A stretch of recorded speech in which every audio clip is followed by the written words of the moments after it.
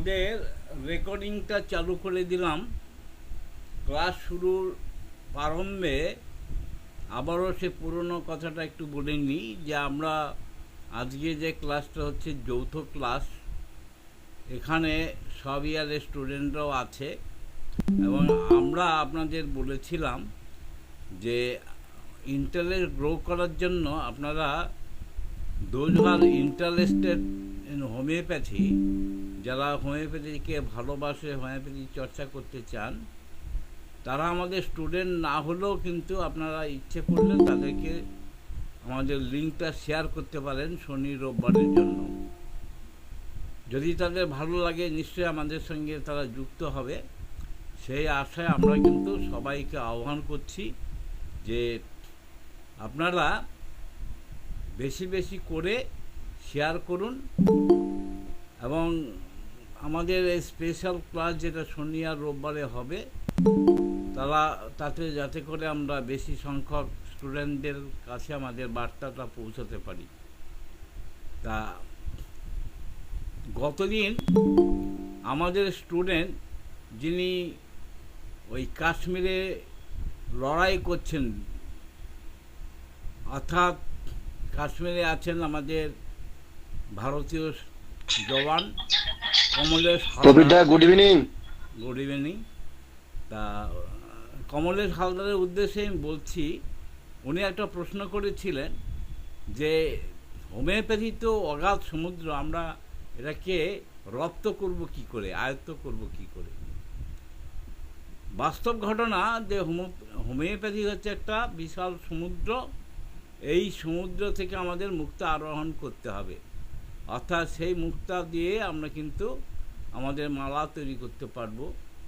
কিন্তু আমরা এই হোমিওপ্যাথিক যে সিমটমসগুলো কি করে আয়ত্ত করব, এই আয়ত্ত করার কৌশলটা কি? প্রচুর কবিরদা, নীলকমলদা ভালো আছেন?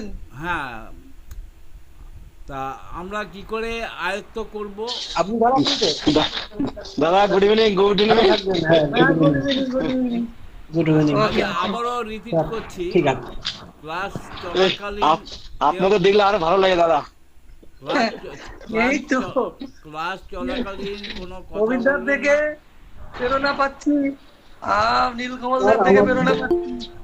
আমার একদম একদম আমি তো দাদা প্রবীরদার কাছে একদম, প্রবীরদাকে মানে আমার বসের মতো একদম। একদম কবিরদা যা পাঠায় আমি ফলো করি তো।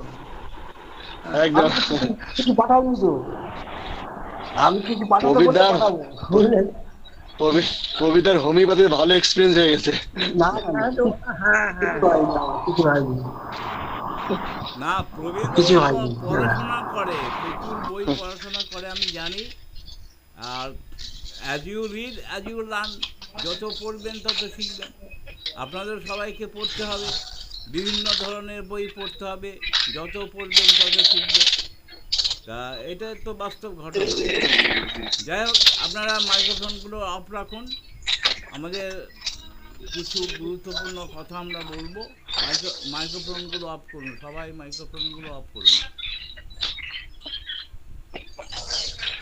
আবারও আমি মনে করিয়ে দিই যে আপনাদের নিশ্চয়ই কিছু প্রশ্ন থাকবে। মনে যখন প্রশ্নগুলো আসবে, সেই প্রশ্নগুলো আপনারা নোট ডাউন করে রাখবেন এবং সেটা আপনারা আমাদের আজকের যে যদিও স্পেশাল ক্লাসও কিন্তু আমরা এই প্রশ্নোত্তর পর্ব আমরা রাখছি। আমাদের স্পেশাল ক্লাসও কিন্তু প্রশ্নোত্তর পর্ব থাকবে। আপনারা প্রশ্ন যখন করবেন তখন শেষ পর্যায়ে গিয়ে আমরা কিন্তু আপনাদের প্রশ্নটা করব, এই প্রশ্নের উত্তর দেব। তা মাইক্রোফোনটা একটু বন্ধ রাখুন কমলেশবাবু, মাইক্রোফোনটা বন্ধ রাখুন, আপনার বাইরের আওয়াজগুলো পাওয়া যাচ্ছে। মাইক্রোফোনটা কমলেশবাবু, কমলেশ হালদার, মাইক্রোফোনটা অফ রাখুন। কমলেশ হালদার, মাইক্রোফোনটা অফ রাখুন। কমলেশ হালদার, কমলেশ কমলেশ হালদার, মাইক্রোফোনটা অফ রাখুন। কমলেশ হালদার, মাইক্রোফোনটা অফ রাখুন। আচ্ছা, থ্যাংক ইউ। আপনারা আমাদের যদিও এটা স্পেশাল ক্লাস, এই স্পেশাল ক্লাসও কিন্তু আমাদের প্রশ্নোত্তর পর্ব থাকবে। আমরা দুটো পর্বে আলোচনা করব, আলোচনা শেষে আমাদের শেষ পর্যায়ে গিয়ে কিন্তু আমাদের প্রশ্নোত্তর পর্ব থাকবে, সেখানে প্রশ্ন করবেন, প্রশ্ন উত্তর দেব। তা যেটা বলছিলাম যে আমরা যে অগাধ সমুদ্র রয়েছে আমাদের, সেই অগাধ সমুদ্রে আমরা এই হোমিওপ্যাথি মেটেরিয়াল কীভাবে আয়ত্ত করব। তা সেই আয়ত্ত করার কৌশলটা হচ্ছে এমন কিছু লক্ষণ আমাদের যেগুলো সহজে মনে রাখা যায়, সেই সমস্ত লক্ষণগুলো আমাদের মানে আন্ডারলাইন করে বা মার্ক করে রাখতে হবে। তা আমরা এই যে অদ্ভুত ধরনের কিছু লক্ষণ কোথায় পাব? এই অদ্ভুত ধরনের লক্ষণগুলো আমরা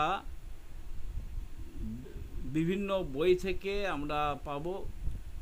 বিভিন্ন অথর বিভিন্ন প্যাটার্নে তাদের লেখাগুলো লেখে, তো সেই প্যাটার্ন থেকে আমাদের দেখে নিতে হবে। কিছু কিছু বইতে যে হরফগুলো আছে, সেই হরফগুলোর মধ্যে কিছু বিষয় থাকে। বিষয় হচ্ছে, প্রথম হচ্ছে যে মেটেরিয়াল কিছু অংশে বোল্ড টাইপ থাকে, কিছু বোল্ড টাইপের সঙ্গে আন্ডারলাইন করা থাকে। তাহলে এই বোল্ড টাইপগুলো দেখে কিছু সিমটমস আছে যেগুলো ওই ইটালিয়ান টাইপ অর্থাৎ বাঁকানো লেখা, কিছু থাকে প্রেসের ভাষায় যাকে বলা হয় পাইকা।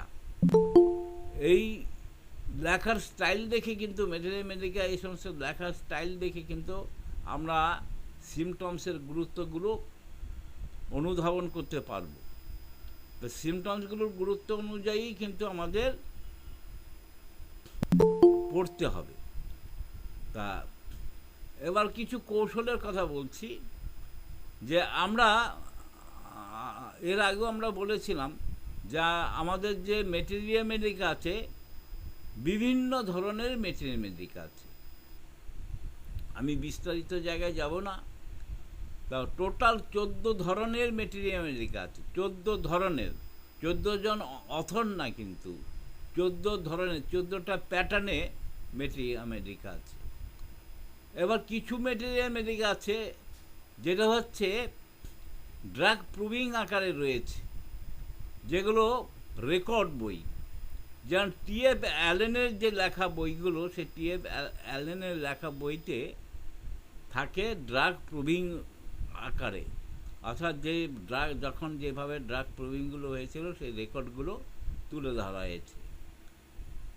স্যামুয়েল হ্যানিম্যানের লেখা মেটেরিয়া মেডিকা পিউরা, এই মেটেরিয়া মেডিকা পিউরা একটা প্যাটার্নে লেখা, সেটাও কিন্তু ড্রাগ প্রুভিং অনুসারে লেখা।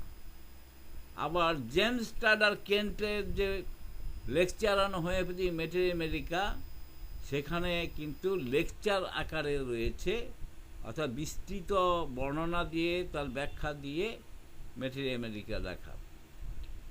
উইলিয়াম বরিকের লেখা যে মেটেরিয়া, সেই মেটেরিয়া রয়েছে অর্গান ওয়াইজ তার সিমটমসগুলো, অর্থাৎ head, lungs, I, mind, scan বা বিভিন্ন রকম বিভিন্ন অর্গান ভাগ ভাগ করে দেওয়া, যেমন চেস্ট, তারপরে জেনিটাল অর্গান, তারপরে ছেলেদের যে সমস্ত জেনিটাল অর্গান, রেকটাম, তারপরে আপনার কিডনি, এভাবে ভাগ ভাগ করে দেওয়া আছে। এটা একটা প্যাটার্ন। তো এইরকম বিভিন্ন প্যাটার্নের মেটেরিয়া আছে। তাহলে আমরা কোন ধরনের মেটেরিয়া পড়ব? তাহলে আমরা মেটেরিয়া পড়ব যেটা, যার মধ্যে কিছু uncommon symptoms, red line symptoms, তারপরে হচ্ছে গাইডিং সিমটমস, এই সমস্তভাবে যেগুলো লেখা সেগুলো আমরা স্টাডি করব, তাহলে আমাদের এটা মনে থাকবে।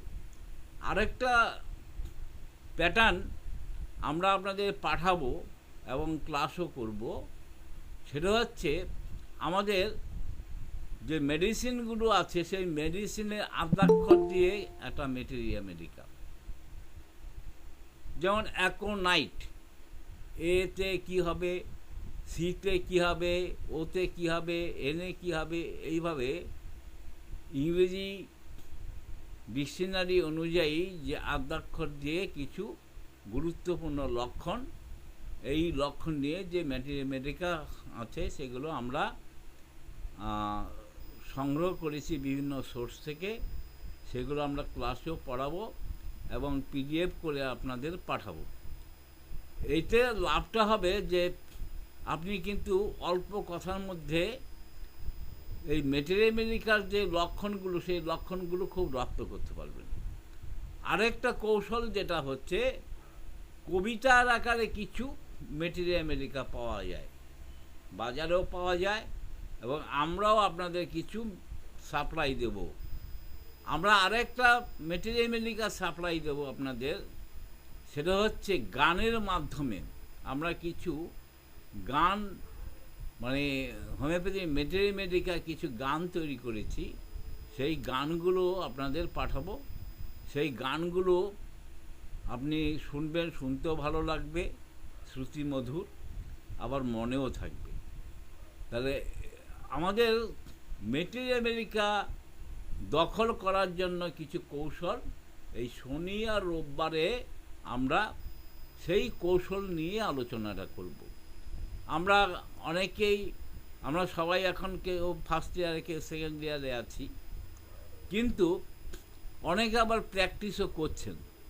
এই প্র্যাকটিসের ব্যাপারে আমাদের যে সাজেশন, আমাদের যে মানে পরামর্শ, সে পরামর্শটা হচ্ছে আপনি যত বেশি প্র্যাকটিস করবেন তত বেশি আপনি শিখবেন।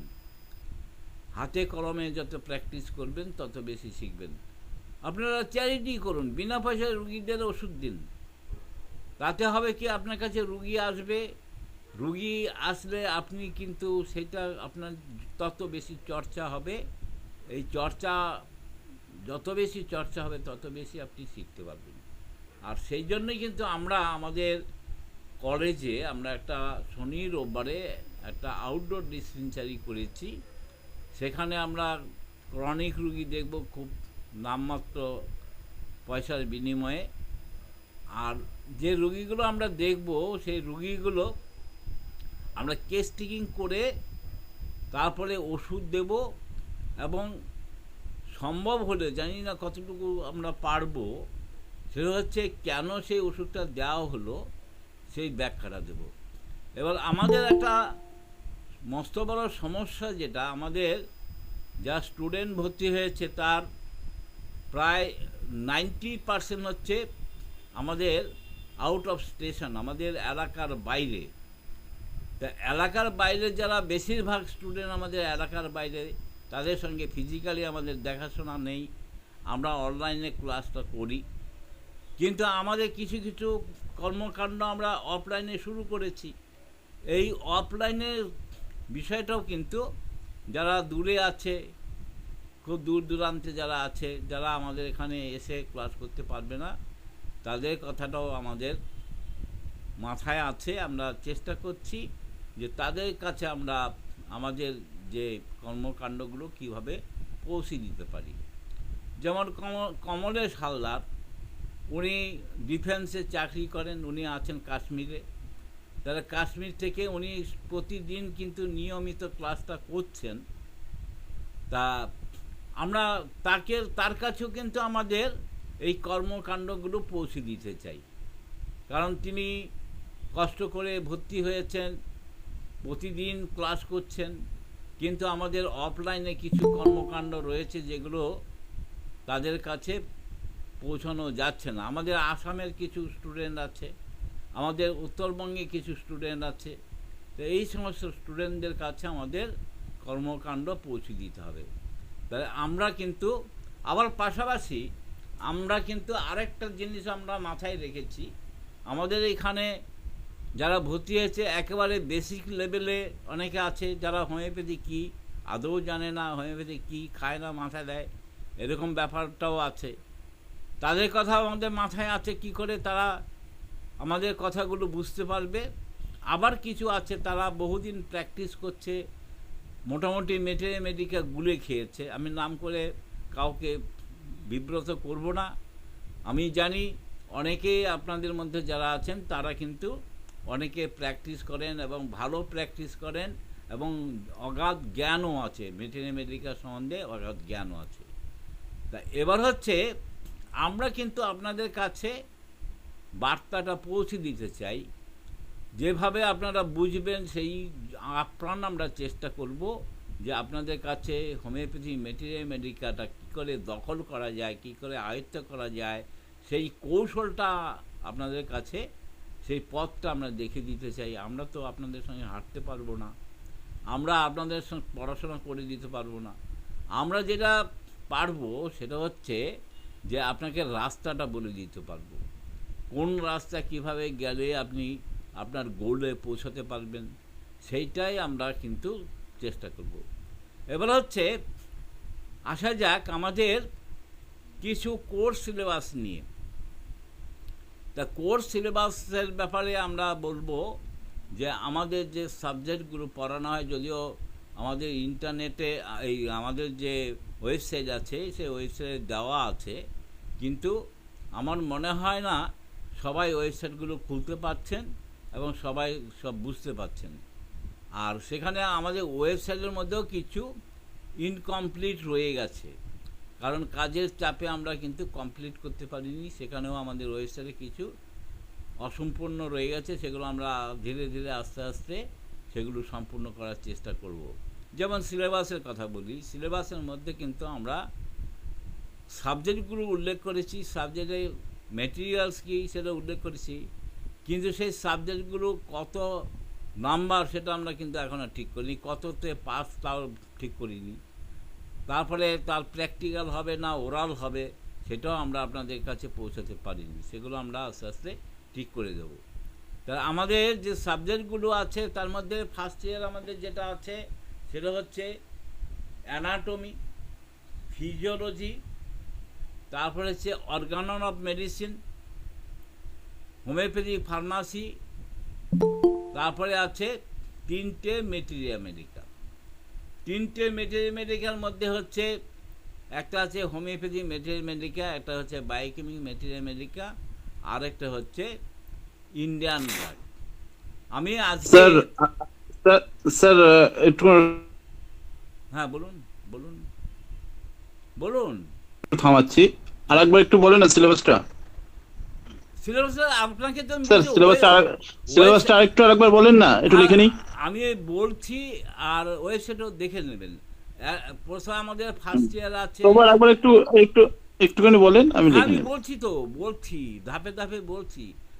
আপনার ফার্স্ট ইয়ার আছে অ্যানাটমি, তারপরে নেক্সট হচ্ছে ফিজিওলজি, তারপরে হচ্ছে হোমিওপ্যাথি ফার্মেসি, তারপরে আছে অর্গানন অফ মেডিসিন, নেক্সট তিনটে মেডিকা।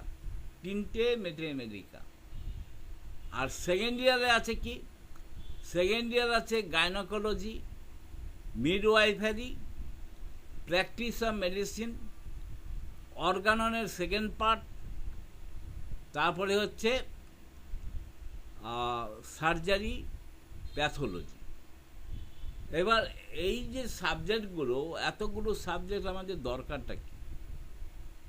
এই এতগুলো সাবজেক্টের দরকারটা হচ্ছে আমরা অর্গাননে একটু আলোচনা, যারা আগে ক্লাসগুলো করেছেন সেখানে অর্গাননে একটা অ্যাফিজমে আমরা বলেছি যে what is the required qualification of a physician.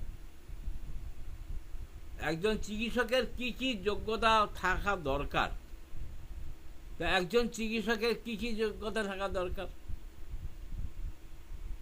একজন চিকিৎসকের যোগ্যতা থাকা দরকার হচ্ছে তার ওষুধ সম্বন্ধে জ্ঞান থাকতে হবে।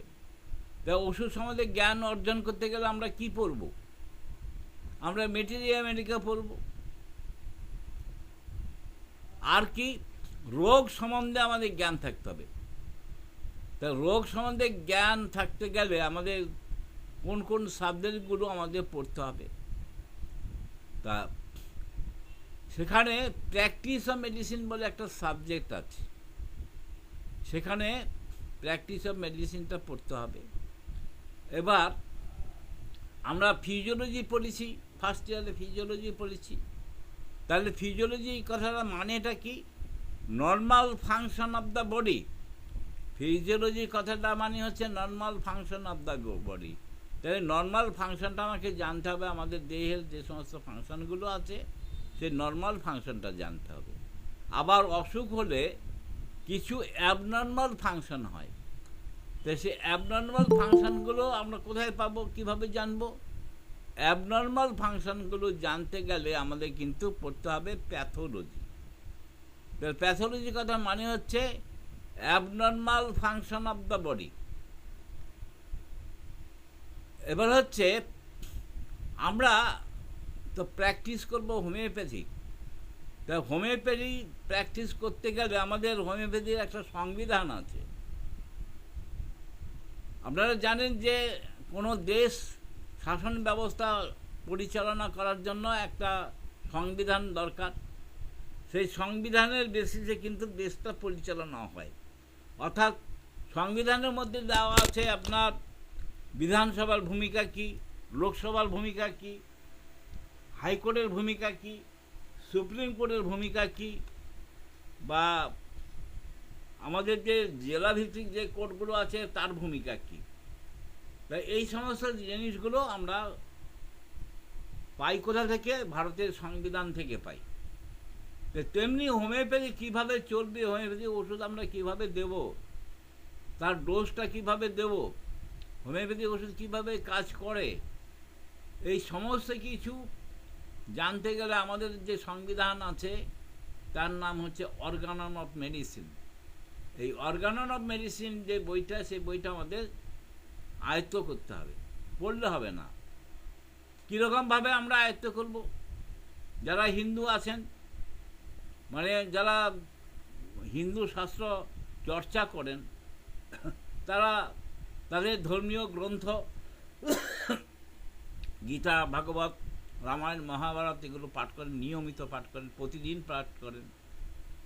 যারা মোহামেডান মুসলিম সম্প্রদায়ের মানুষ, তারা তাদের একটা পবিত্র গ্রন্থ আছে, তার নাম হচ্ছে কোরআন শরীফ।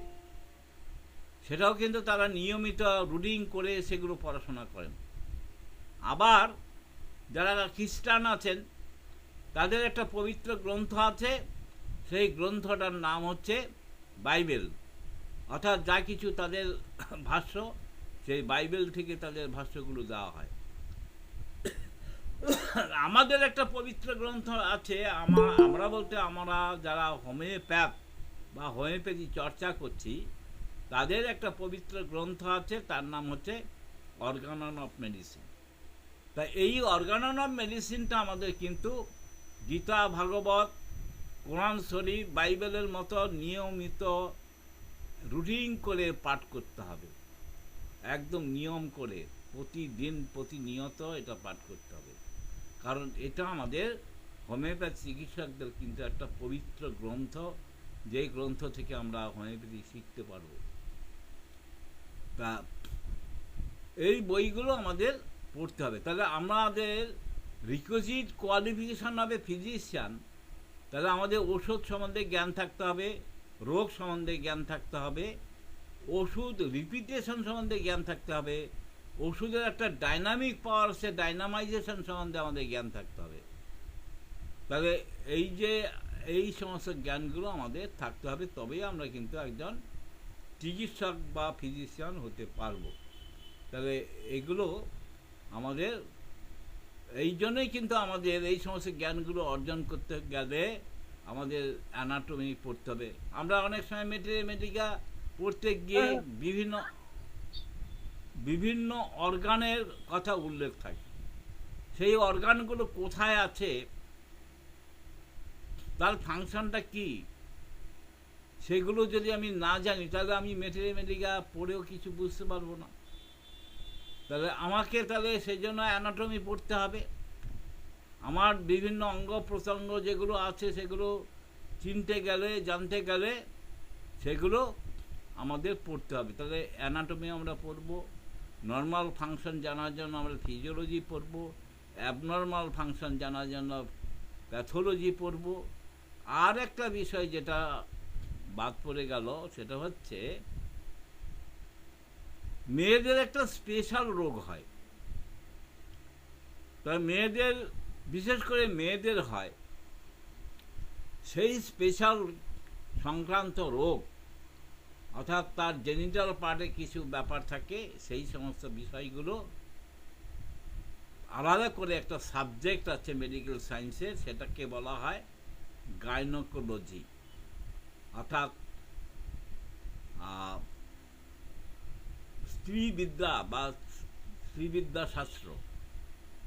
আর মেয়েদের আরেকটা বিষয় যেটা আছে সেটা হচ্ছে তাদের একটা সময় আসে, তাদের কিন্তু কিছু পরিবর্তন হয়, অর্থাৎ তাদের মানে প্রেগনেন্ট অবস্থায় আসে। তাহলে প্রেগনেন্ট অবস্থার জন্য এবং প্রেগনেন্টের পরে তাদের কিন্তু একটা প্রসব হয়, সেই প্রসব সংক্রান্ত যে বিদ্যাটা আমাদের জানতে হবে তাকে বলা হয় ধাত্রীবিদ্যা বা মিডওয়াইফারি।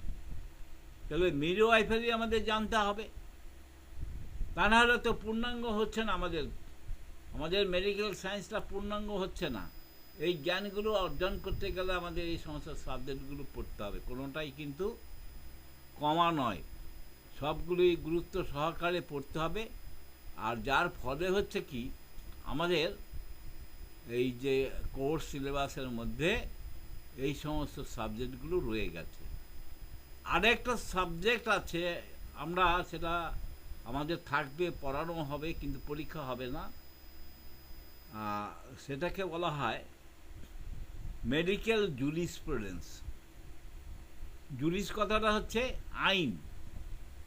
তা আইন বলতে যারা কমার্সের স্টুডেন্ট তাদের জন্য একটা পাঠ্যপুস্তক আছে, তার নাম হচ্ছে কমার্শিয়াল ল। তাহলে কমার্শিয়াল ল একটা আলাদা আছে।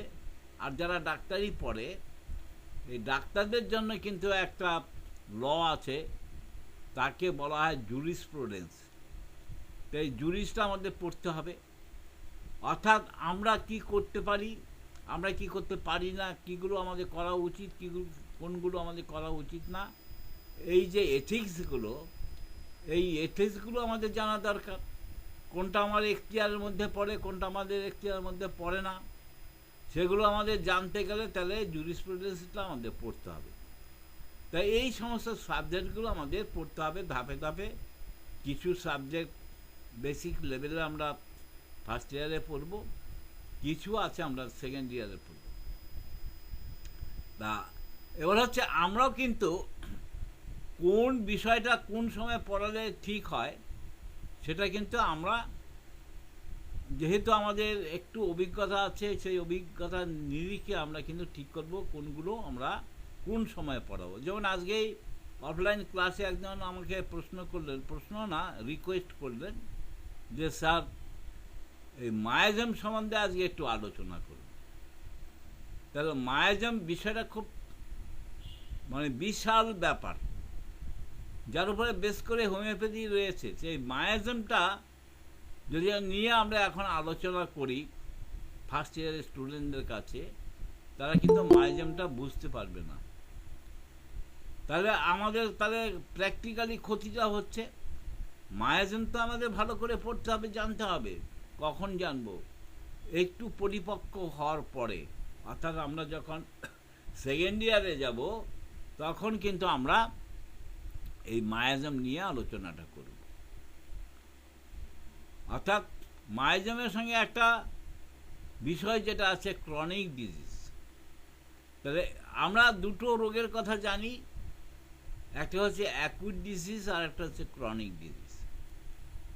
আমাদের একটা ভুল ধারণা আছে, সেটা হচ্ছে যে কোনো রোগ যদি দীর্ঘদিন ভোগে তাহলে সেটা কিন্তু ক্রনিক রোগ বলা হয়, মানে আমরা বলি কিন্তু ভুল বলি। কারণটা হচ্ছে ওইটা ক্রনিক রোগ নয়, ক্রনিক রোগ হচ্ছে ক্রনিক মায়াজমের জন্য যে রোগটা হয় সেটা হচ্ছে ক্রনিক রোগ। সেটা একদিন দুদিনের মধ্যেও হতে পারে।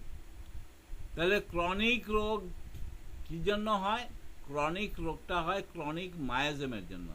এবার মায়াজম কথাটা আমার কাছে নতুন লাগছে, মায়াজমটা আবার কি? তো এই মায়াজমটা হচ্ছে একটা অদৃশ্য শক্তি, চোখে দেখা যায় না, মাইক্রোস্কোপে পাবেন না। সেটা হচ্ছে অদৃশ্য শক্তি, তার নাম হচ্ছে, সে শক্তিটা কি? সেই শক্তিটার নাম হচ্ছে ডিজিজ প্রডিউসিং পাওয়ার, রোগ সৃষ্টিকারী একটি শক্তি, যে শক্তিটা চোখে দেখা যায় না, দ্যাট ইজ কল মায়াজম। তাহলে মায়াজম কত ধরনের আছে? মায়াজম আছে 3 ধরনের মায়াজম আছে। একটা হচ্ছে সোরা, একটা সিফিলিস, একটা সাইকোসিস। সোরা, সিফিলিস, সাইকোসিস। আরেকটি মায়াজমকে আমরা নতুন আবিষ্কার করেছি, সেটা হচ্ছে টিউবারকুলোসিস। তাহলে এই মায়াজম নিয়ে আমরা আলোচনা কিন্তু ফার্স্ট ইয়ারে করবো না, আমরা সেকেন্ড ইয়ারে গিয়ে এই মায়াজম নিয়ে আলোচনাটা করব। আমরা আরেকটা সাবজেক্ট এখনই আলোচনা করব না, সেটা হচ্ছে ক্রনিক ডিজিজ।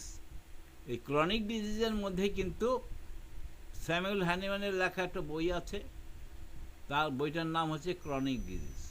সেই ক্রনিক ডিজিজের মধ্যে কিন্তু মায়াজম বিস্তৃতভাবে বর্ণনা করা আছে, বিস্তৃতভাবে। তাই স্যামুয়েল হ্যানিম্যানটা কে? তার পুরো নামটা কি? স্যামুয়েল হ্যানিম্যানের পুরো নাম হচ্ছে Christian Frederick Samuel Hahnemann. Samuel Hahnemann কোন দেশের লোক? জার্মান দেশের লোক। স্যামুয়েল হ্যানিম্যানের লেখা যে বিখ্যাত বইগুলোর মধ্যে কি কি আছে? একটা হচ্ছে মেটেরিয়া মেডিকা পিউরা, একটা হচ্ছে মেটেরিয়া মেডিকা পিউরা, আরেকটা হচ্ছে অর্গান অফ মেডিসিন, আরেকটা বই হচ্ছে ক্রনিক ডিজিজ। তারপরে আরও কিছু তার বিভিন্ন রকম প্রবন্ধ টবন্ধ আছে, তার মধ্যে অন্যতম একটা হচ্ছে লেসার রাইটিং। যাই হোক, তাহলে আমরা হোমিওপ্যাথিটা আয়ত্ত করব। এবার আয়ত্ত করতে গিয়ে যেটা আমরা কমলেশবাবুর ভাষায় বলছি যে এই অগাধ সমুদ্র আমরা পার হব কী করে? পার তো হতে হবে, যত বড় সমুদ্রই হোক না কেন আমাদের পার হতে হবে। পার হতে গেলে তাহলে আমরা কিছু কৌশল নেব। সেই কৌশলটার মধ্যে আমরা চেষ্টা করছি আপনাদের কাছে পৌঁছে দেওয়ার জন্য। তার মধ্যে একটা আমাদের পিডিএফ পাঠিয়েছি, হোমিওপ্যাথি মেটেরিয়া মেডিকার অদ্ভুত লক্ষণ নিয়ে একটা বই আমরা পাঠিয়েছি। তা সেখানে আমরা আর কি, এরপরে আমরা আরও কিছু বই পাঠাবো। আমরা আগেও বলেছি যে আমরা বই যদি পাঠাতে না পারি, আমাদের একটা নতুন ওয়েবসাইট তৈরি হচ্ছে, তার নাম হচ্ছে ইবুক। তা ইবুক আমরা খুব তাড়াতাড়ি পাবলিশ করব। সেখানে কিন্তু anatomy, physiology, surgery, pathology, gynaecology সমস্ত ধরনের টেক্সট বুকগুলো ওখানে আপলোড করা থাকবে। পরীক্ষার আগে আমরা সেখানে কিছু মডেল কোশ্চেন পাঠাবো, তার উত্তর করে পাঠাবো। সে মডেল কোশ্চেন আমরা লাস্ট পরীক্ষায় কিছু মডেল কোশ্চেন আমরা ছাত্রদের পিডিএফ করে পাঠিয়েছি। আপনারাও বঞ্চিত হবেন না, আপনারা আরও পরিষ্কার পরিচ্ছন্নভাবে আরও কিছু প্রশ্ন এবং উত্তর আকারে সেগুলো আমাদের ওয়েবসাইটে পাবেন। এবার সেখানে একটা সমস্যা রয়েছে, আমরা যখন পড়াশোনা করেছি তখন বাজারে কোনো বাংলা বই ছিল না, আমরা কিনতে পাইনি। আপনারা অনেক সৌভাগ্যবান যে এখন বাজারে সমস্ত ধরনের বই কিন্তু পাওয়া যায়, অ্যানাটমিও পাওয়া যায়, ফিজিওলজি পাওয়া যায়, যা যা সাবজেক্ট আমরা আমাদের কোর্স সিলেবাসের মধ্যে আছে সবই কিন্তু আমরা বাজারে কিনতে পাই। কিন্তু আমাদের সময় এই সুযোগটা ছিল না। তা যাই হোক, আপনারা সব বই পাবেন। এবার হচ্ছে কিছু স্টুডেন্টদের কিছু ফ্যাসিনেশন আছে, ক্লাসের মধ্যে অনেক সময় কথা হয়, কেউ বলে ইংরেজিতে দেবেন, কেউ বলে বাংলা দেবেন। তা আমরা শ্যাম রাখি না কুল রাখি, ওই দিকে না গিয়ে আমরা ঠিক করেছি যে আমরা দুটো ভাষাতেই দেব, ইংরেজিতেও দেব, বাংলাতেও দেব, যাতে করে কেউ অসন্তুষ্ট না হয়, কেউ উৎফুল্ল না হয়। তাহলে আমরা যে নোটগুলো দেব, যে টেক্সট বুকগুলো দেব ওয়েবসাইটের মধ্যে যেটা পাবলিশ করব, সেখানে কিন্তু আমরা ইংরেজিতেও দেব, বাংলাতেও দেব, তাহলে সবাই খুশি হবে। তা সেগুলো আমরা প্রস্তুতি নিচ্ছি। আর আমরা আজকে আরও দু একটি কথা বলবো, কালকে কিছু পারলে নোট ফোট দেবো আগামীকাল। আমরা যেহেতু শনিবার রোববারে দুদিন ক্লাস করছি, দুদিনে আমরা তাহলে কী কী সাবজেক্টগুলো পড়াবো, আমরা শনি রোববারে যেগুলো হবে, যে একটা মেজর বিষয় যেটা হচ্ছে হাউ টেক দ্য কেস। আপনারা তো সবাই ম্যাথমেটিকা পড়েন, আর কোনো বই কেনেন বা না কেনেন, ম্যাথমেটিকা সবাই কেনে। অ্যানাটমি অনেকেই কেনে না, ফিজিওলজি কেনে না, অর্গানন কেনে না, ফার্মেসি কেনে না, কিন্তু ম্যাথমেটিকা কেউ বাদ যায় না, সবাই ম্যাথমেটিকা পড়ে। তাহলে এই যে আমরা এই ম্যাথমেটিকার উপরেও কিছু নোট দেব, যেগুলো হচ্ছে আনকমন, যার মধ্যে আনকমন পিকুলার সিমটমসগুলো পাওয়া যায়। আমাদের হোমিওপ্যাথদের ভাষায় একটা কথা আছে যে 1000 symptoms is not a symptoms but one symptoms is a symptoms। 1000টা লক্ষণ নয়, যদি আমি আনকমন কিছু পিকুলার সিমটম যদি পাই, সেটাই একটি সিমটমসের বেস করে আমরা কিন্তু ওষুধ দিতে পারি। আমি আগের দিন একটা গল্প বলেছিলাম যে আমরা যারা প্রত্যেকটা মানুষই কম বেশি ফুল ভালোবাসি, বাচ্চা ভালোবাসি, সূর্যের আলো ভালোবাসি, চন্দ্রের আলো ভালোবাসি, অর্থাৎ পূর্ণিমা রাতে আমাদের মধ্যে একটা আবেগ এসে যায়, একটা রোমান্টিক ভাব এসে যায়। তাহলে বেশিরভাগ মানুষই কিন্তু চাঁদের আলোতে তার একটা রোমান্টিক ভাব আসে, কিন্তু এমন মানুষও পাওয়া যায় যারা চাঁদের আলোটাতে অজ্ঞান হয়ে যায়, ফেন্ট হয়ে যায়, সেন্সলেস হয়ে যায়। এরকম রুগী আমরা পেয়েছি, আপনাদের লাইফেও হয়তো হবে। তো এই অদ্ভুত ধরনের কিছু রুগী, তাহলে এই যে লক্ষণটা, এই যে চাঁদের আলোতে অজ্ঞান হয়ে যায়, তাহলে এই লক্ষণটা কোন মেডিসিনের মধ্যে আছে? আমরা মেডিসিনে, হোমিওপ্যাথি মেডিসিনের টোটাল 7টা সোর্স জানি, বেশিরভাগ অথররা বলে 6টা সোর্স, কিন্তু রিসেন্ট এটা 8টা সোর্স বাড়ানো হয়েছে। তার মধ্যে একটা হচ্ছে ভেজিটেবল কিংডম, একটা হচ্ছে অ্যানিম্যাল কিংডম, একটা হচ্ছে মিনারেল কিংডম, আর হচ্ছে নোসোর্স, সার্কোর্স, ইম্পান্ডিবেলিয়া, আর একটা সোর্স হচ্ছে কেমিক্যাল সোর্স, এটা রিসেন্ট হয়েছে। তো এই যে হোমিওপ্যাথি হচ্ছে একটা প্রাকৃতিক চিকিৎসা, তাই হোমিওপ্যাথি ওষুধগুলো কিন্তু প্রাকৃতিক সোর্স থেকে পাওয়া যাবে। এই প্রাকৃতিক সোর্স থেকে যে ওষুধগুলো পাওয়া যায় তার বিভিন্নভাবে, তা আমরা 6টা 7টা সোর্স বললাম। এই সোর্সগুলো আমরা কোন বইতে পড়ব? এই সোর্সগুলো পড়ব আমরা ফার্মেসিতে। ফার্মেসি ক্লাস যারা করেছেন তারা জানেন যে আমাদের ফার্মেসি নিয়ে আলোচনা হয়। তো ফার্মেসিটা আবার কি? ফার্মেসির পিছনে একটা বিষয় যেটা রয়েছে সেটা হচ্ছে ফার্মাকোলজি থেকে ফার্মেসিটা এসে। ফার্মাকোলজি হচ্ছে ওষুধ প্রস্তুত প্রণালীর যে বিজ্ঞান, সেই বিজ্ঞানে আমি ইচ্ছা করে যখন যে কোনোভাবে তো ওষুধ তৈরি করতে পারি না, তারও একটা বিজ্ঞান আছে। সেই বিজ্ঞানটার নাম হচ্ছে ফার্মাকোলজি। ফার্মাকোলজিকে ভিত্তি করে আমাদের ওষুধগুলো তৈরি হয়। এবার তৈরি হওয়ার পরে আমরা সেটা যখন ব্যবহার করি, তখন কার মাধ্যমে ব্যবহার করি? ফার্মেসির মাধ্যমে সেটা ব্যবহার করি। এবার হচ্ছে এই যে ফার্মেসিটা হলো, ফার্মাকোপিয়ার বেসিসে যে ফার্মেসিটা হলো, এই সরি, ফার্মাকোলজির বেসিসে যে ফার্মেসিটা হলো, সেই ফার্মেসিটা কোথা থেকে এলো? সেটা এলো ফার্মাকোপিয়া থেকে।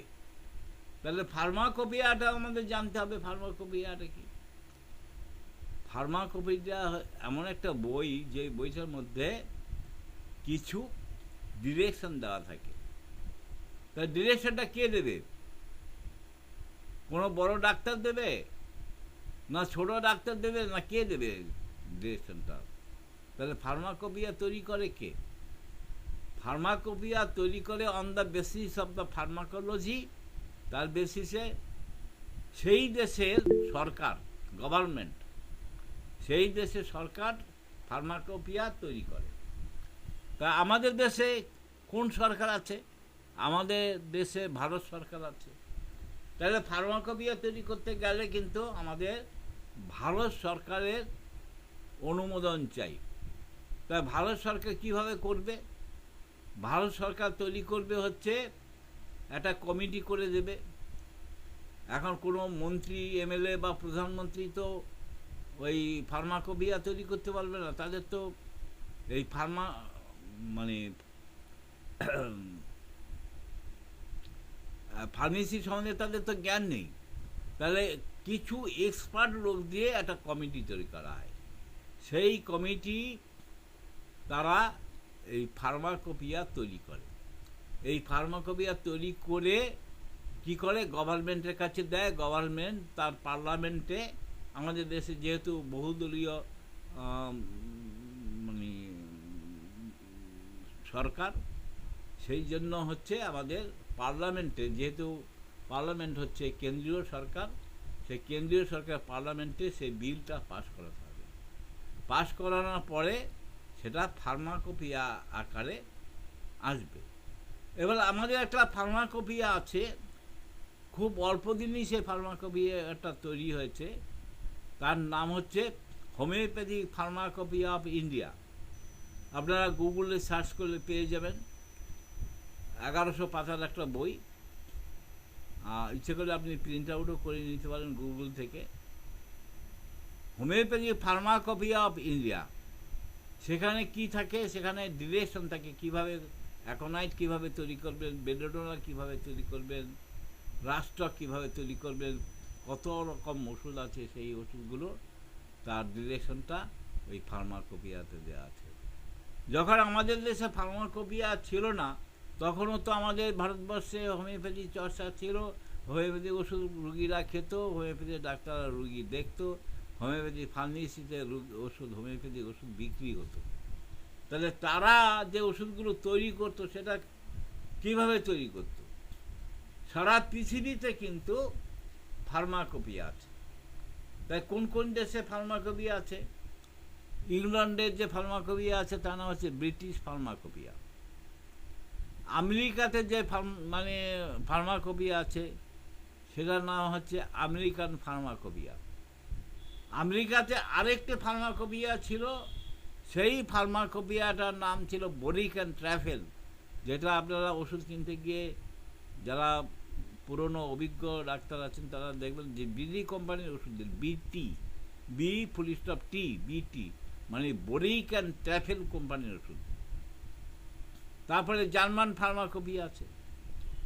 এবার হচ্ছে আমাদের দেশে তো অল্প দিন হলো ফার্মাকোপিয়া তৈরি হয়েছে। তার আগে আমাদের দেশে ওষুধ তৈরি হতো কিভাবে?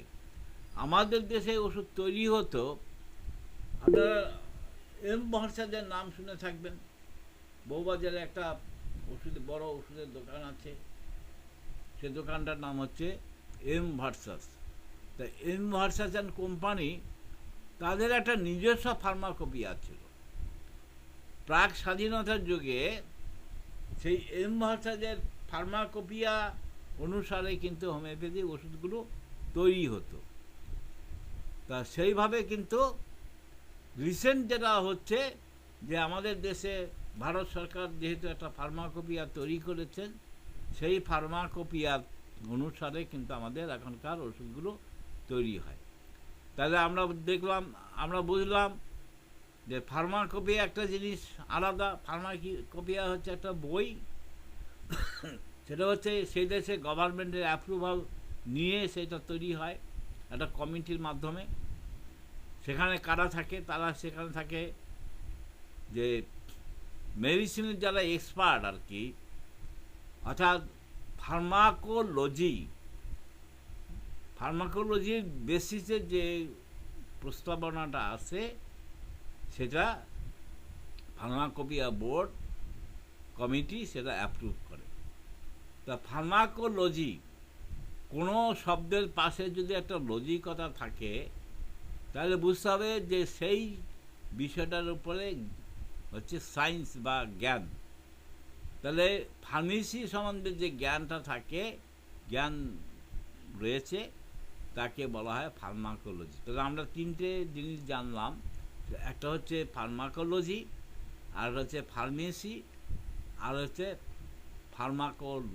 ফার্মেসি, আর হচ্ছে ফার্মাকোপিয়া।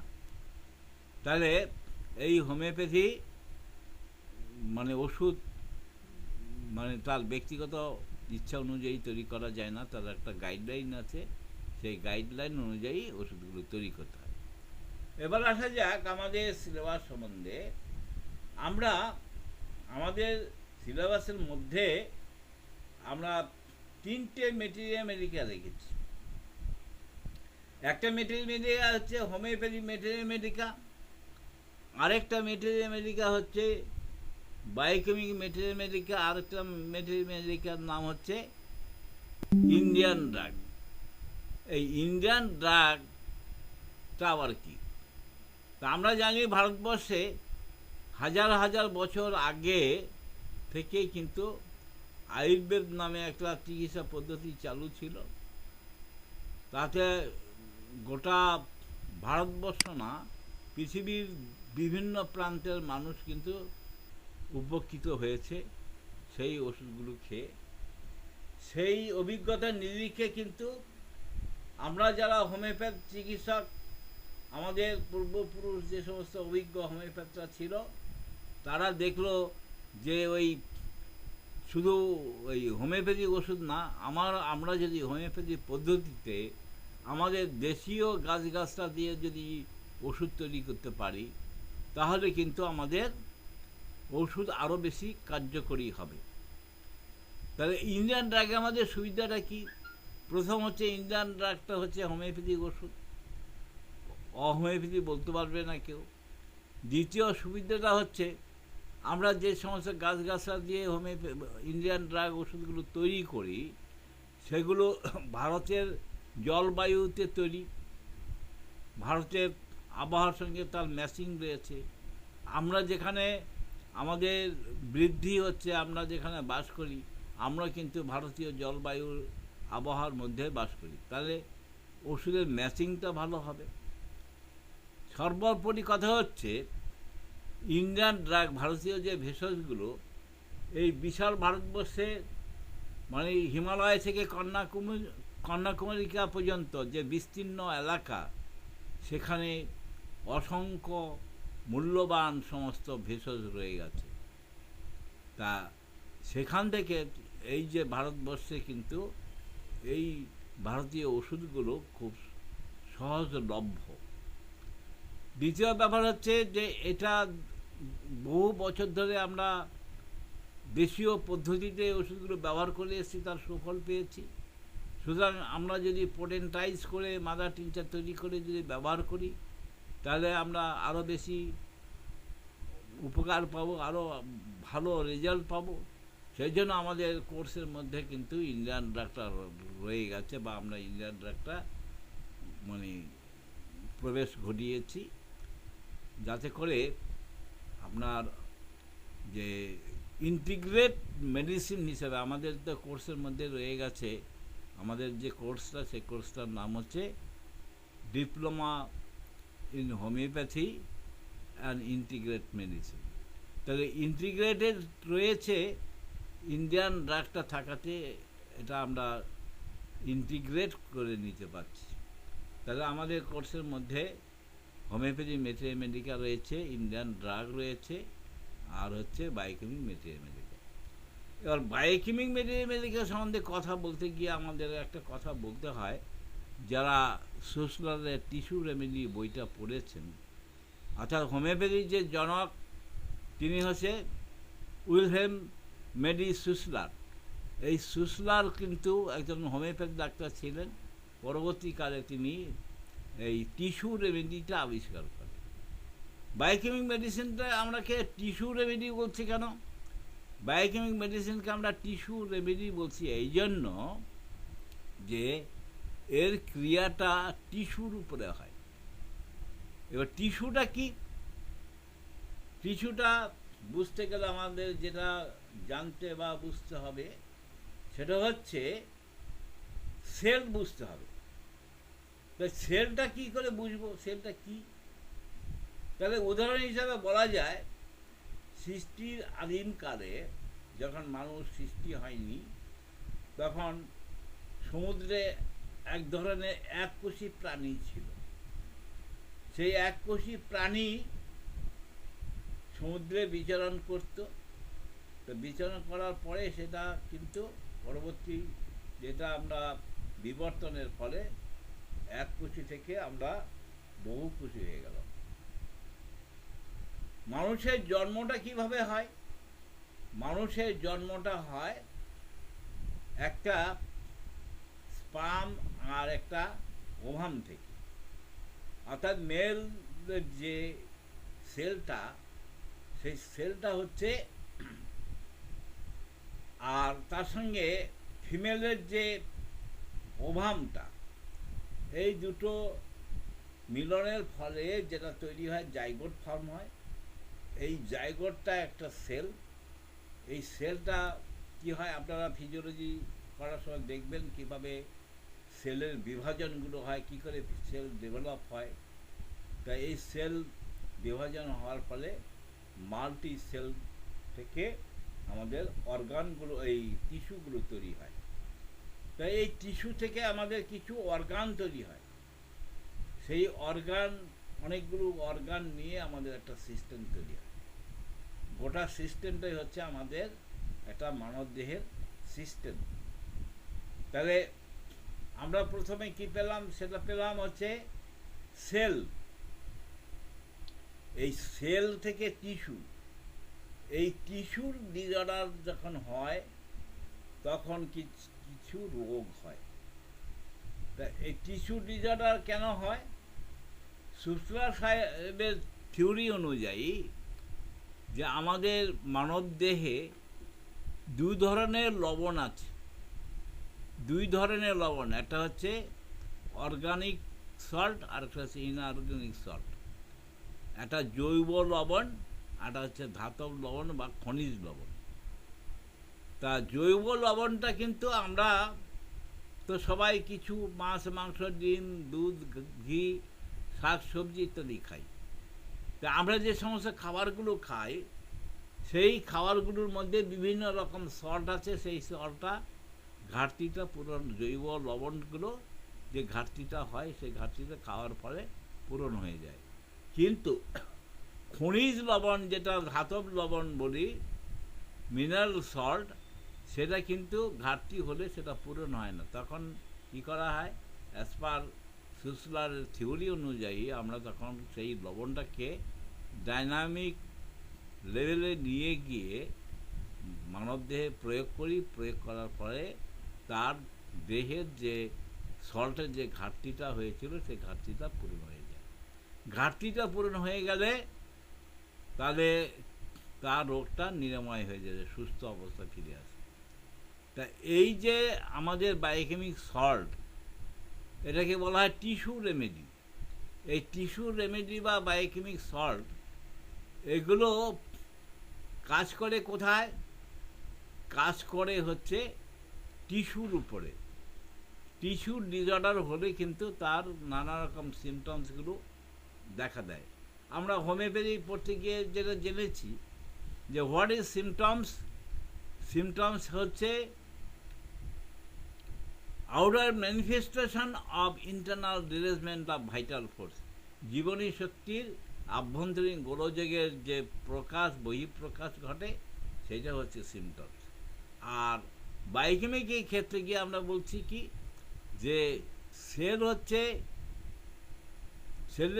সেল থেকে ডিজিজ জেনারেট হয়, অর্থাৎ সেলের মধ্যে প্রথম যে রোগটা সৃষ্টি হয় সেখানে সেল থেকে।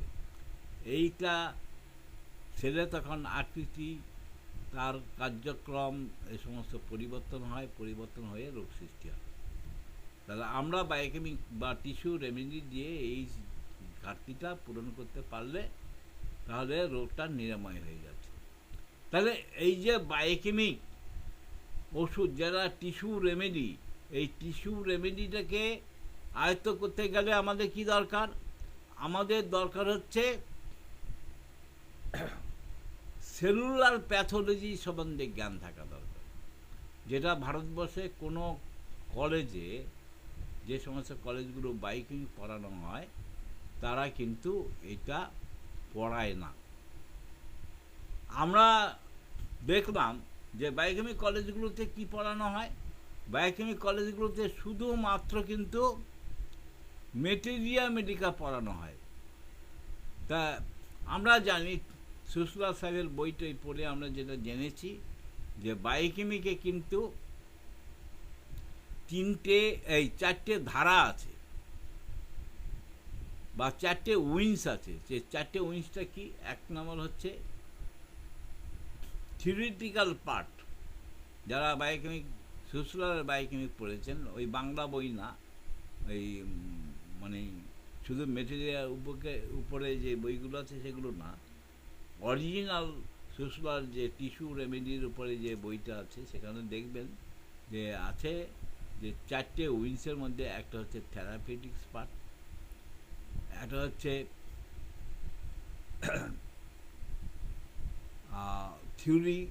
থিওরিটিক্যাল পার্ট, আর হচ্ছে রেপার্টরি পার্ট, আর একটা হচ্ছে মেটেরিয়া মেডিকা পার্ট।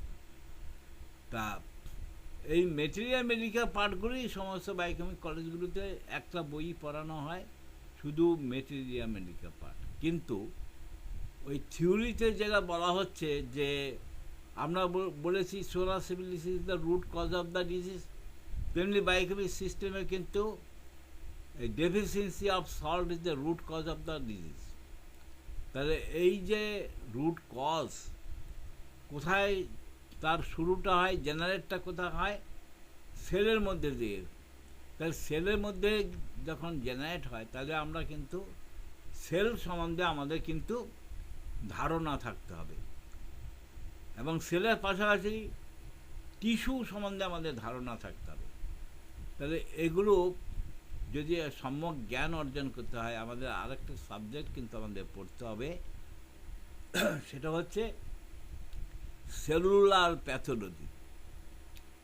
এই আমরা সেকেন্ড ইয়ারে গিয়ে আমরা প্যাথোলজি পড়াই, জেনারেল প্যাথোলজির সঙ্গে আমরা কিন্তু সেলুলার প্যাথোলজি নিয়ে আলোচনাটা করি। তা আগামীকাল আমি আপনাদের দুটো বিষয় আলোচনা করব।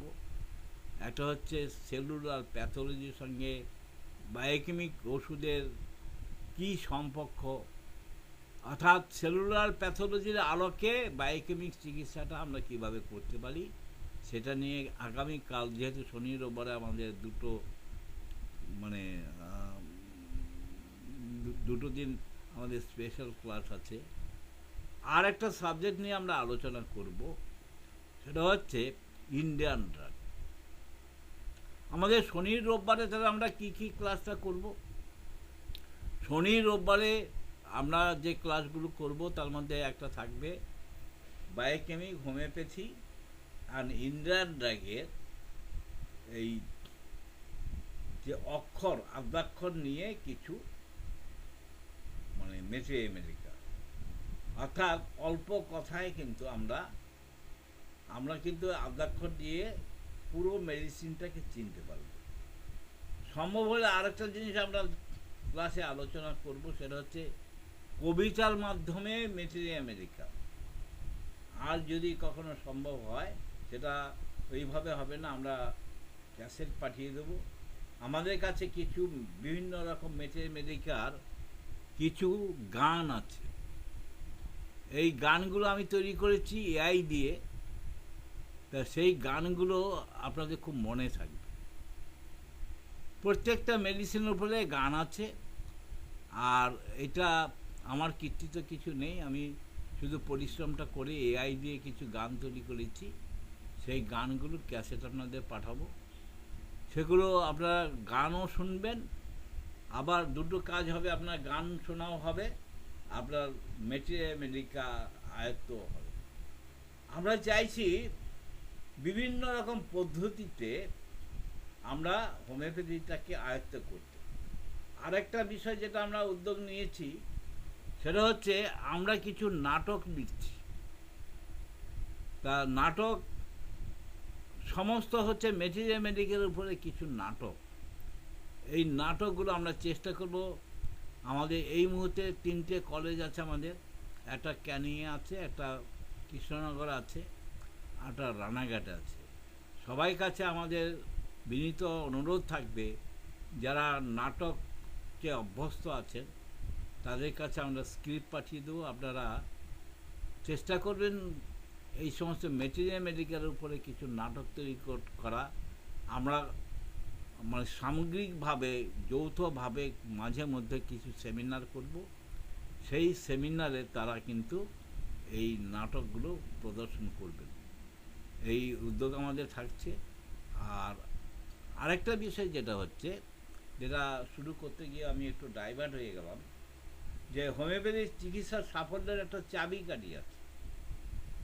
আমরা অর্গানান শব্দটা যেমন মানে আছে, একটা অর্গানান শব্দটার মানে হচ্ছে জ্ঞানের চাবিকাঠি, ইনস্ট্রুমেন্ট অফ নলেজ, তেমনি এই রোগ নির্ণয়, রোগ ওষুধ সিলেকশন করা, তার একটা চাবিকাঠি আছে। সেই চাবিকাঠিটা হচ্ছে ভালো কেস টেকিং করা। যে যত ভালো কেস টেকিং করতে পারবে সে তত ভালো হোমিওপ্যাথি ডাক্তার হবে। অর্থাৎ হাউ টেক দ্য কেস, এটা একটা আর্ট। এই আর্টটা আমরা যেমন আমাদের আউটডোরে শেখানোর চেষ্টা করব, পাশাপাশি আমরা এই কেস টেকিংটা কীভাবে আয়ত্ত করা যায় সেটা নিয়ে আমরা, যেহেতু শনি রোববারে আমরা স্পেশাল ক্লাস করছি, শনি রোববারে কিছু আলোকপাত করব। সামগ্রিকভাবে আমাদের শনি রবিবারে আমাদের জমজমাট ক্লাসই থাকবে, অসুবিধা কিছু নেই। যদিও আমাদের এইখানে ব্যতিক্রমটা হচ্ছে আমাদের কোর্স সিলেবাসের মধ্যে হয়তো অনেক কিছু থাকবে না, কিন্তু প্র্যাকটিক্যাল লাইফের জন্য খুব উপকারে লাগবে। এবার আমরা আমাদের একটা পর্ব থাকে, প্রশ্নোত্তর পর্ব। সেই প্রশ্নোত্তর পর্বে আপনারা এক এক করে প্রশ্ন করতে পারেন, আমরা নিশ্চয়ই উত্তর দেব।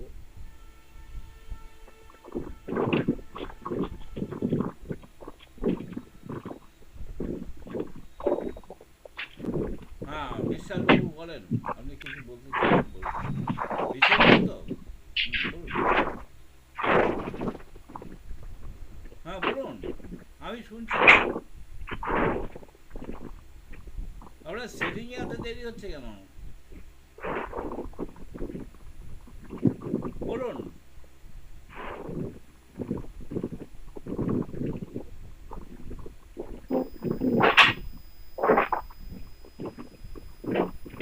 কোথাও বোধহয় ডিস্টার্ব হচ্ছে নাকি, বুঝতে পারছি না।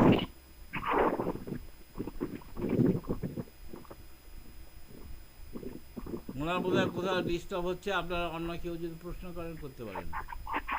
ও হয়তো জার্নিতে আছে, সেই জন্য হয়তো কোনো সমস্যা হচ্ছে। স্যার আমার একটা কোশ্চেন ছিল স্যার। হ্যাঁ বলুন। স্যার বলছি আমরা যে কোর্সটা করছি, মানে এর আইনি বৈধতা কতটা কি রয়েছে যদি একটু বলতেন। কারণ আজকে, হ্যাঁ হ্যাঁ, কারণ আজকে একটুখানি বলি, আজকে একজনের সাথে কথা হচ্ছিল, উনি মানে ওয়েস্ট বেঙ্গল কি একটা সরকারি ভাবে আর কি বিএইচএমএস প্রাপ্ত ডক্টর। তো উনি বলছিলেন যে অন্য সবকিছুই অবৈধ, অন্য সবকিছুই বেআইনি, হ্যাঁ, উইদাউট বিএইচএমএস সবকিছুই বেআইনি এরকম ভাবে। তো আমি যেটা বলছিলাম যে দেখুন, আমাদের যে সোসাইটি অ্যাক্ট রয়েছে, সোসাইটি অ্যাক্টের মাধ্যমে তো আমরা বিভিন্ন স্কুল কলেজ প্রতিষ্ঠা করতে পারি, এবং আমাদের যে ফান্ডামেন্টাল রাইটস যেটা রয়েছে, মানে আর্টিকেল 19 ক্লজ 1 সাব ক্লজ জি, তো সেই ধারা অনুযায়ী আমরা কিন্তু যে কোনো শিক্ষা অর্জন করার অধিকার রয়েছে। তো এই ব্যাপারে যদি আপনি একটু ক্লিয়ার ভাবে হ্যাঁ, বলতেন যে আমরা আমি এখনই ক্লিয়ার করে দিচ্ছি। আচ্ছা, এটা কত সাল? 2025, তাই তো? হ্যাঁ স্যার। 2025। আচ্ছা, বিএসএমএসটা শুরু হয়েছে কত সালে? সেটা জানা নেই স্যার। খুব সম্ভবত আরও 15 বছর আগে।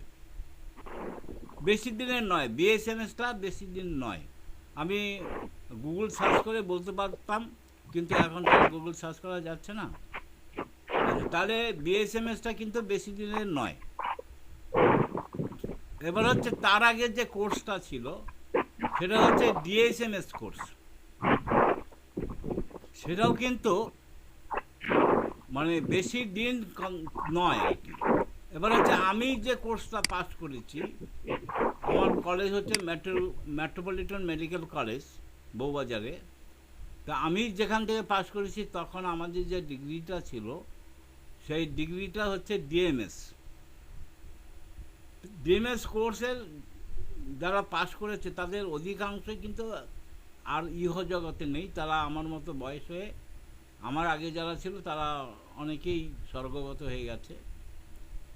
তা আর আমার মতো যারা আছে, আমার বয়সী যারা আছে, হয়তো হাতে গুনে 2-5 জন হয়তো সারা পশ্চিমবঙ্গে, খুব বেশি হলে 100-150 থাকতে পারে। আচ্ছা, এবার আমাদের আগেও তো পড়াশোনা হয়েছে। তা আমাদের আগে যখন পড়াশোনা হয়েছে, তাহলে কিভাবে হোমিওপ্যাথি মানে চর্চাগুলো কিভাবে শুরু হয়? স্যামুয়েল হ্যানিম্যান হচ্ছে জার্মানের লোক। তা জার্মান থেকে কলকাতা, পশ্চিমবঙ্গ, ভারতবর্ষ এগুলো পরিক্রমা কিভাবে হলো? এবার ইতিহাসটা হচ্ছে জার্মান থেকে কিছু ডাক্তার কলকাতায় এসেছিল। তা তারা এসে বিভিন্ন জায়গায় চেম্বার করে। আচ্ছা, আপনার কি ওই চান্সি ডাক্তার সম্বন্ধে কোনো ধারণা আছে? কেউ কি জানেন? চান্সি ডাক্তার এক ধরনের চিকিৎসা পদ্ধতি আছে। হ্যাঁ স্যার, আছে আছে হ্যাঁ, আছে। উত্তরপ্রদেশ, মধ্যপ্রদেশ, গুজরাট, মহারাষ্ট্র বিভিন্ন জায়গায় ছড়িয়ে ছিটিয়ে আছে। তাদের কিন্তু কোনো ডিগ্রি নেই কিন্তু, অথচ প্র্যাকটিস করে। তারা কি করে, তাদের সিস্টেমটা হচ্ছে যে একজন ভদ্রলোক হয়তো গুজরাটে গিয়ে প্র্যাকটিস শুরু করলো, ভালো পয়সা জমে গেল। পয়সা জমে যাওয়ার পরে সেখানে তার আত্মীয় স্বজন যারা আছে তারা ওখানে গিয়ে তার সঙ্গে কম্পাউন্ডিং করলো, হেল্পার হিসেবে কাজ করলো, করে সে একটু শিখে গেল, সে আরেক জায়গায় চেম্বার করলো।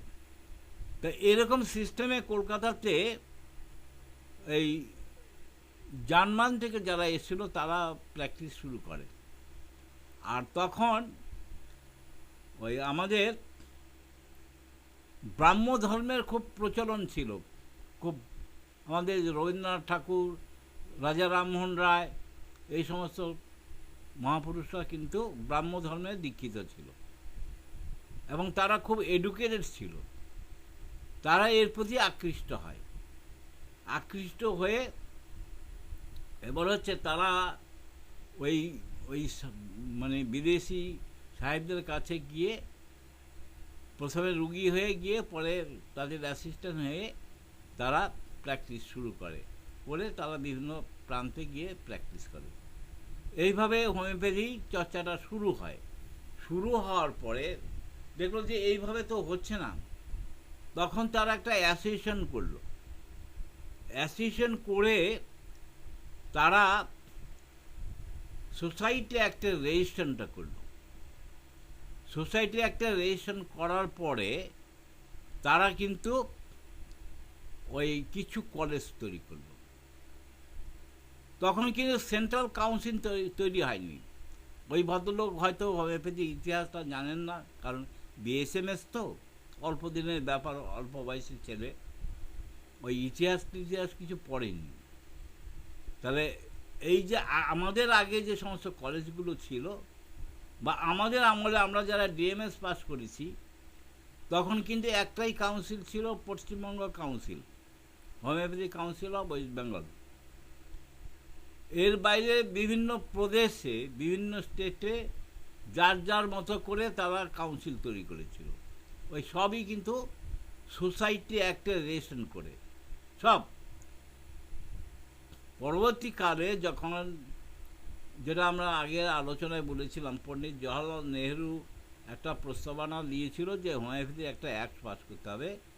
সেটা মানে পণ্ডিত জওহরলাল নেহরু মারা যাওয়ার বহু বছর পরে 1973 সালে হোমিওপ্যাথি অ্যাক্টটা পাস হয়। তারও অনেক পরে দিল্লিতে নির্মাণ ভবনে একটা কাউন্সিল তৈরি হয়, সেন্ট্রাল কাউন্সিল। প্রথমে নাম দেওয়া হয়েছিল CCS, central council of homeopathy. পরে সেটা পরিবর্তন করে নাম হয়েছে ন্যাশনাল কাউন্সিল অফ হোমিওপ্যাথি। এবার হচ্ছে সেই সেন্ট্রাল কাউন্সিল কিন্তু এবার তারা ঠিক করলো যে বিক্ষিপ্তভাবে কোনো জায়গায় 2 বছরের কোর্স, কোনো জায়গায় 3 বছরের কোনো কোর্স, কোথাও 5 বছরের কোর্স, বিক্ষিপ্তভাবে ভারতবর্ষে বিভিন্ন স্টেটে সে সমস্ত কাউন্সিলগুলো চলছে। তখন সেন্ট্রাল কাউন্সিল ঠিক করলো যে আমরা সারা ভারতবর্ষে এক ধরনের কাউন্সিলই থাকবে এবং কোর্স সিলেবাস সব কিছু আমরা সেন্ট্রাল কাউন্সিল থেকে তৈরি করব। এই সেন্ট্রাল কাউন্সিল থেকে তারা ওই কোর্স সিলেবাসগুলো তৈরি করে তারা ভারতবর্ষে বিভিন্ন যে স্টেটগুলো আছে সেই স্টেটগুলোকে তারা অনুমোদন দিল। এবার হচ্ছে ওগুলো হচ্ছে গভর্নমেন্টের লেভেলে, যে বিএসএমএস, বিএমএস, এই সমস্ত যেগুলো ডিগ্রি আছে সেটা হচ্ছে গভর্নমেন্ট লেভেলে। কিন্তু আপনি তো আমার কথাটা বলেই দিয়েছেন যে আমাদের ভারতের সংবিধান অনুযায়ী আমাদের একটা রাইট আছে, আমরা সোসাইটি অ্যাক্টে যে কোনো এডুকেশনাল সোসাইটি আমরা তৈরি করতে পারি অ্যাজ পার সোসাইটি অ্যাক্ট। তা আমাদের সেই রকমভাবেই আমাদের করার। এবার হচ্ছে আমরা কি কি পারবো আর কি কি পারবো না। আমরা এখান থেকে যারা পাস করব তাদেরকে তো আমরা একটা রেজিস্ট্রেশন সার্টিফিকেট দেবো। সেই সার্টিফিকেটে তারা প্র্যাকটিস করতে পারবে, তাদের কেউ কোনো বাধা দিতে পারবে না। কিন্তু আমরা যেটা পারবো না এই মুহূর্তে, আমরা পারবো না হচ্ছে ডেথ সার্টিফিকেট দিতে, বার্থ সার্টিফিকেট দিতে, ফিজ সার্টিফিকেট দিতে, এগুলো আমরা পারবো না। কিন্তু আমরা একটা উদ্যোগ নিয়ে, আরেকটা বিষয় ওই ভদ্রলোকেরও জানা নেই, যে আমাদের পশ্চিমবঙ্গে একটা ইউনিভার্সিটি আছে, মেডিকেল ইউনিভার্সিটি, সল্টলেকে তার অফিস। সেখান থেকে কিন্তু তারা কিন্তু একটা অনুমোদন দিতে পারে। আরেকটা প্রভিশন যেটা আছে সেটা হচ্ছে ইন্টারন্যাশনাল একটা সংগঠন আছে, সংস্থা আছে, ISO, অর্থাৎ এই ইন্টারন্যাশনাল সার্টিফাইড যারা করে তারাও কিন্তু একটা অনুমোদন পায়। তা আমরা যেটা এগোচ্ছি সেটা হচ্ছে ISO রেজিস্ট্রেশনের জন্য আমরা এগোচ্ছি। আর এখন আমাদের যেটা আছে সেটা হচ্ছে অ্যাজ পার সোসাইটি একটা রেজিস্টার সংস্থা, আমরা এগুলো দিতে পারি। কিন্তু আমাদের কিছু বাইন্ডিং আছে, যা যেমন আমি নিজে ডিএমএস, আমি ডেথ সার্টিফিকেট, বার্থ সার্টিফিকেট সব কিছু দিই। কিন্তু আপনারা কিন্তু এইগুলো দিতে পারবেন না, ডেথ সার্টিফিকেট দিতে পারবেন না, বার্থ সার্টিফিকেট দিতে পারবেন, কিন্তু আপনাদের প্র্যাকটিসে কেউ বাধা দিতে পারবে না। স্যার নামের আগে কি ডাক্তার শব্দটা লেখা যাবে? এই মুহূর্তে হবে না, কিন্তু আমরা আইসোলেশনটা পেয়ে গেলে তখন পারবেন। আমরা চেষ্টা করছি আইসোলেশনটা বের করার জন্য।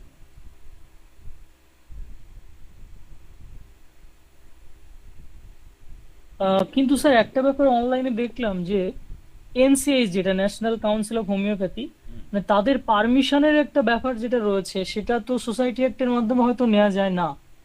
এই ব্যাপারে আপনার না মানে না, কি ওরা তো ওদের পারমিশনে হচ্ছে যে সমস্ত কলেজগুলো হচ্ছে, মেদিনীপুর কলেজ, ডিএনডি, তারপরে ক্যালকাটা মেডিকেল কলেজ, এগুলো ওদের পারমিশনে হচ্ছে। তা আমরা তো ওদের সিলেবাস অনুযায়ী করিনি তো, ওদের তো 5.5 বছরের সিলেবাস, আমরা তো সেটা করিনি। সেখানে তো আমরা অনুমোদনও পাবো না। তাদের যে পরিকাঠামো, সেই পরিকাঠামো তো একটা পূর্ণাঙ্গ হসপিটাল চাই, বেড চাই, তার রুগী ভর্তির অ্যারেঞ্জমেন্ট চাই, সেটা আমরা কি করে করবো? সেটা তো আমরা করতে পারবো না, সেটা গভর্নমেন্ট ছাড়া তো পারে না।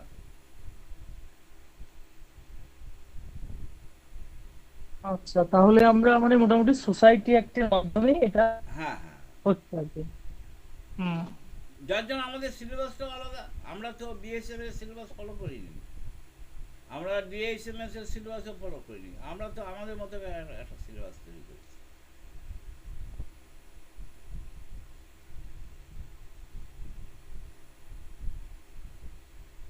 আচ্ছা, প্রবীর বাবু কি কালকে আমাকে একটা মেসেজ পাঠিয়েছিলেন কেউ ফোনে কথা বলার জন্য?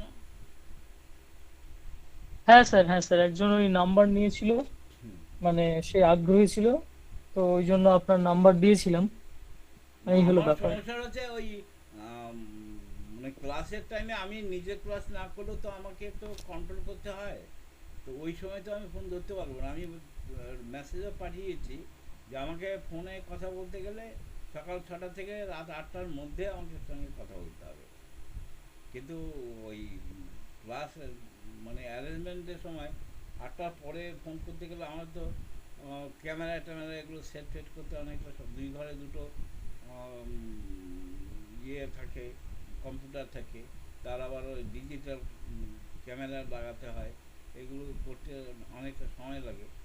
সেই জন্য 8টার পরে আমার পক্ষে আর ফোন ধরা সম্ভব হয় না। আচ্ছা, আর কারো কোনো প্রশ্ন আছে? হ্যাঁ স্যার। হ্যাঁ বলুন সবুজ বাবু। ওই যেটা সিলেবাস ফার্স্ট ইয়ারের বললেন, সেটা হচ্ছে অ্যানাটমি এন্ড ফিজিওলজি, এটাকে একসঙ্গেই? না না না, অনেক কিছু একসঙ্গে না।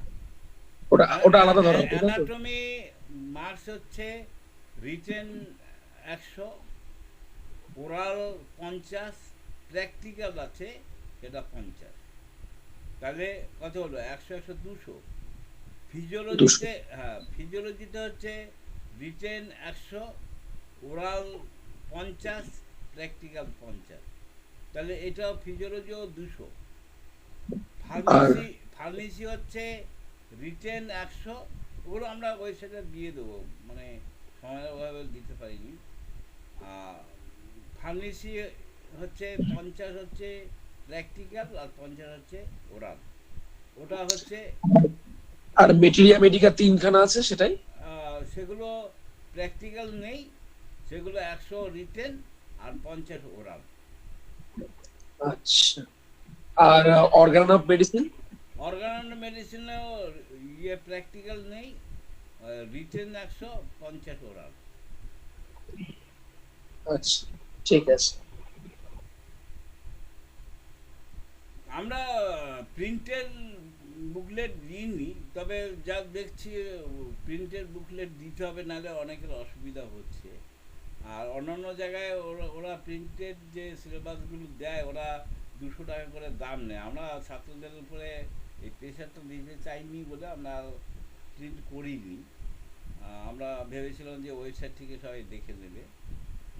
যাই হোক, আমরা ভাবছি যে ওই প্রিন্টেড করবো কিনা। প্রিন্টেড করে তো আবার আপনাদের কাছে আবার এক্সট্রা একটা কস্ট নিতে হবে, সেটা পরে ভাবছি আর কি। আচ্ছা, আর কারো কোনো প্রশ্ন আছে? স্যার, আমরা চেম্বার করতে পারবো তো, যে যখন মানে আমরা প্রোডাক্ট শিখতে যাবো আপনাদের থেকে, আমি তখন আপনার আমরা কথাগুলো একটাও বুঝতে পারি না, আবার রিপিট করুন। বুঝতে পারি না। আমি বলছি যে চেম্বার মানে করতে পারবো তো, যেখানে চিকিৎসা করার মানে সে কথা তো প্রক্রিয়া থাকবে। প্রথমেই বললাম তো, ওই ইয়ে প্রবীর বাবুর কথাই তো বললাম, উনি তো সেই প্রশ্নটাই করলেন।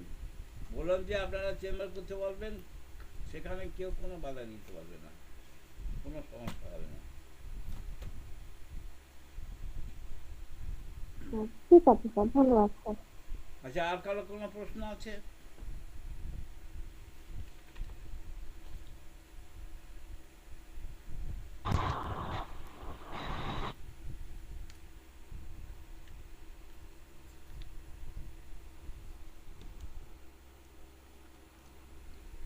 না স্যার।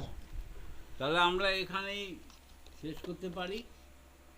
এখানে শেষ করছি, কালকে অন্য ওকে স্যার, হ্যাঁ, good night sir. Good night. Good night. শুভরাত্রি স্যার। হ্যাঁ শুভরাত্রি। Good night sir, good night.